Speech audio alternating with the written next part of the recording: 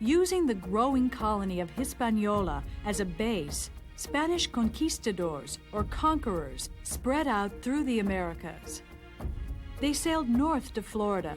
They crossed Panama and saw the Pacific Ocean. They conquered the Aztecs in Mexico and the Incas in Peru. In search of the 7 cities of gold, they wandered deep into North America and sailed up the coast of California. In 1519, Hernando Cortés led an army into the heart of Mexico. The Aztec Empire the Spaniards found there was large and powerful, and its capital city, Tenochtitlan, astonished the Spaniards. I mean, some of these soldiers had actually fought in other wars that had taken them as far as Constantinople and certainly been to Rome, but they were unprepared for a city of that size and grandeur anywhere in the Americas.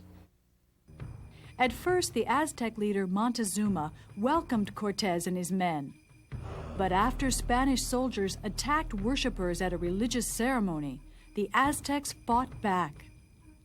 Though they vastly outnumbered the Spaniards, the Aztecs' weapons were no match for the armor, guns, cannons, and mastiffs of the conquistadors. The Spanish fought the Aztecs for more than a year, aided by other Mexican tribes eager to escape the cruelty and human sacrifice practiced by their Aztec rulers. But Cortés had another, more powerful ally: disease. Smallpox spread rapidly through central Mexico, the most densely populated region in the Americas. In less than 100 years, the population plunged from perhaps 25 million people down to a little more than 1 million. The Europeans, in carrying these diseases, and they didn't understand what was happening, but in carrying these diseases and seeing that somehow people are dying before them, were reinforced in their own idea of mission, that God has said, go forth and conquer this land. They carried with them as well this crusading idea that God expected them to go out and convert the heathen. So many Native Americans died from cruel treatment, overwork, and disease that few people were left to harvest the riches of the Americas for the Spanish crown. There simply wasn't enough population to work the new land, which was there in huge abundance. Consequently, they needed new population sources. The Spaniards found the solution to their labor problem in West African slaves. They went for that huge reservoir of labor in Africa. It was available. There were Africans there who were willing to sell people from different tribes, and it started one of the most brutal and dehumanizing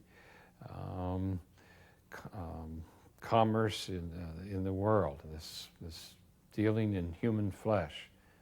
We look back on it now and wonder how it could have happened. So many millions of people enslaved and brutalized and brought to the New World.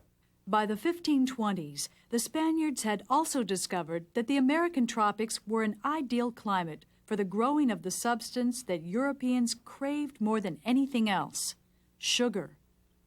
In some cases, and this is one of the ironies, the kinds of skills that Africans had of being able to work crops in a semi-tropical environment actually increased the rationale for enslaving those people rather than somebody else. It was New World sugar plantations, then, that fueled the greatest forced migration in modern world history. Over the next 300 years, close to 12 million West Africans were loaded onto slave ships for the Americas. Millions more died before they reached the boats. The slave trade wreaked havoc on Africa, disorienting and disrupting African societies and economies.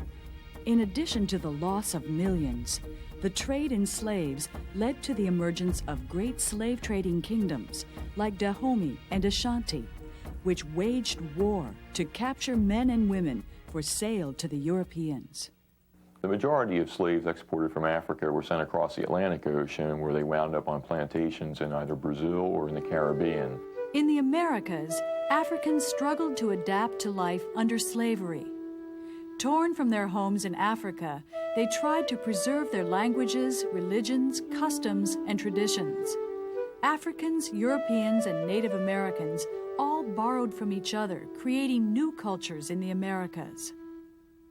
European cultivation of corn and potatoes would fuel an explosion in European population, contributing to the rapid growth in Europe's population after 1650, followed by increasing European migration to the Americas. The cassava, a root plant of South American origin, would provide calories for multitudes of Africans and Asians in areas previously too wet, too dry, or too infertile to support more than sparse populations.